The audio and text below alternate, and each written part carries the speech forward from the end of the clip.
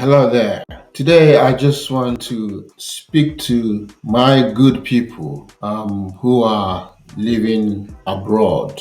It doesn't matter the country where you come from. You may be from Africa, you may be from Asia, you may be from any part of the world, but you're living abroad, and you are working so hard, you're making your money, you are working so hard. Maybe for some reason you cannot travel home, or maybe you can travel home once in a while, but you think and you believe that you have someone you can trust and you want to invest, or you want to start a project, say a building project, or maybe a business you want to invest on, and you find out that you have some money you can use to start whatever you want to start, but lo and behold, you don't know what to do and you don't know who to trust. And you want to invest your money, right? It's a good thing. There's nothing wrong with that. But your fear is you're struggling. You have a dilemma. Where should I trust invest? Who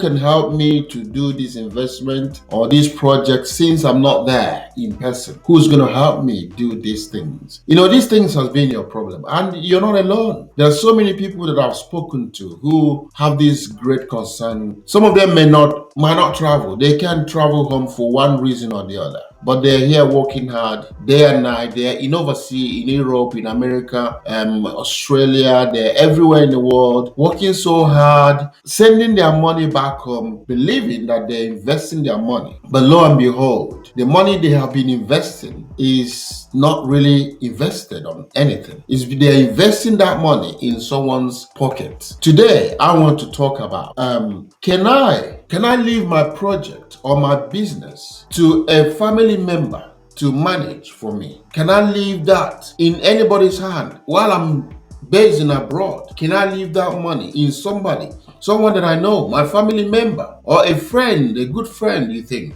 Can I trust them? Can I leave that project in their hand? That building project, that business project, can I leave it in their hand? And I have a few things that I need to discuss with you, because I believe this is one of the most important topic that people are really worried about.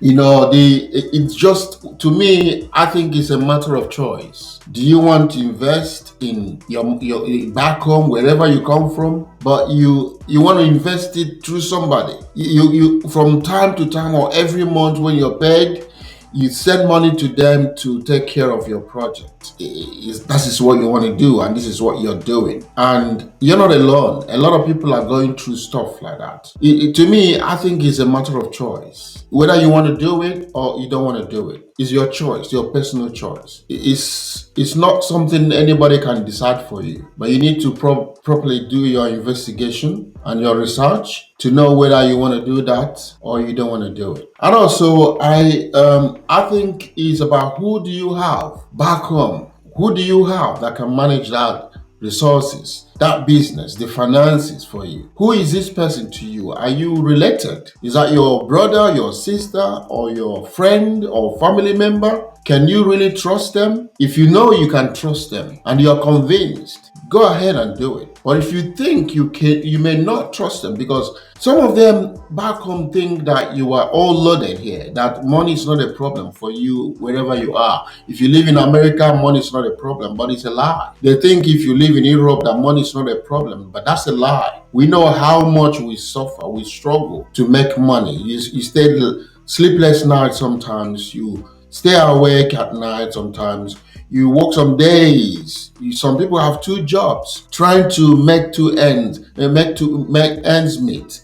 But hey, you work all that, invest all that money, you leave it to somebody's hand, and they think you're loaded. You are full of money, that you don't even need that money. They will use that money for their own private need. This is the mentality some people have back home. It doesn't matter where you come from, whether you're from Asia, whether you're from Africa, whether you're from any part of the world. This is the mentality that people have. They think when you're there, you're making a lot of money. So this one you send to them, they will make sure that they will take care of it and into their own pocket and solve their own problem. So it's down to who do you trust? Who can you trust? Who is this person that you can leave your business into their hands? Can you really trust them? Can they really represent you? What's your relationship?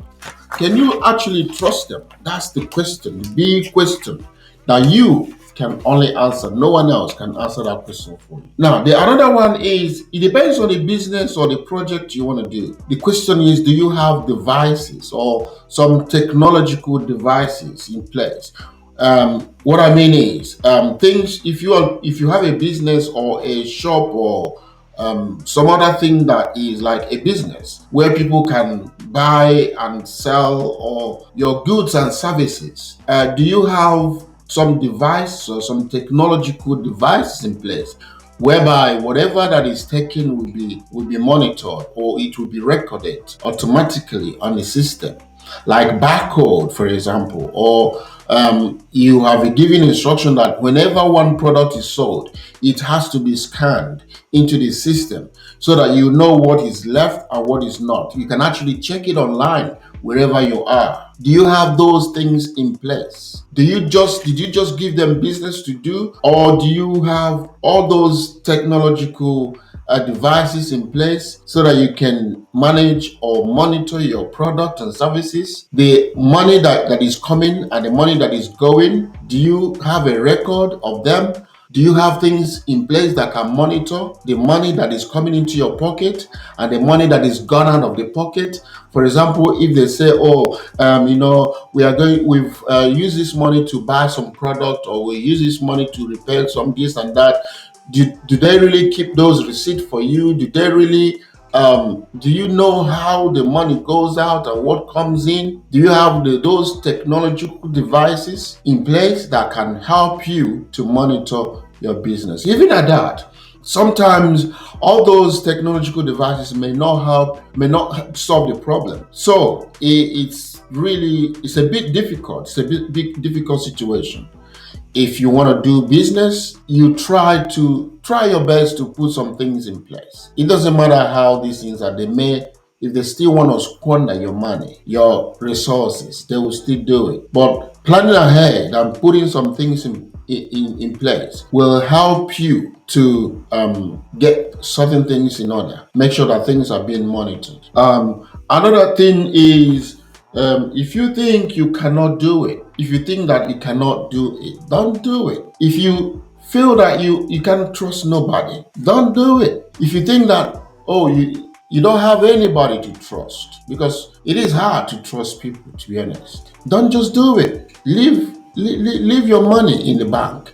I know sometimes some people may not travel to wherever they come from for some reason or the other. Some people may not have bank accounts where they can transfer their fund. They may not have that. I mean, back on where they come from, or they may have it, but it depends. So if you feel that you cannot do this, it's too difficult for you, it's hard for you to find someone you can trust, just leave it. Don't let it bother you, because it is more stressful, it's more hectic, more difficult to invest all that money you've been working hard on, and after everything, somebody will tell you a story and say that, hey, your money is gone.